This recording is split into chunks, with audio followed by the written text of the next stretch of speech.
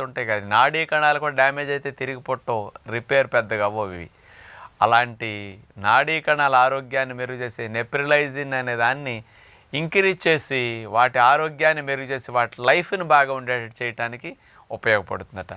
మరి రామాఫలంలో ఇలాంటి ఫలితాలు ఉన్నాయని నిరూపించిన వారు నరాలకి మెదడుకి సంబంధించిన స్పెషల్ బెనిఫిట్స్, పార్కిన్సన్స్ రాకుండా రక్షించడానికి, మతిమరుపు రాకుండా రక్షించడానికి బాగా ఉపయోగపడుతుందని నిరూపించిన వారు 2017 సంవత్సరంలో university of New South Wales, Australia.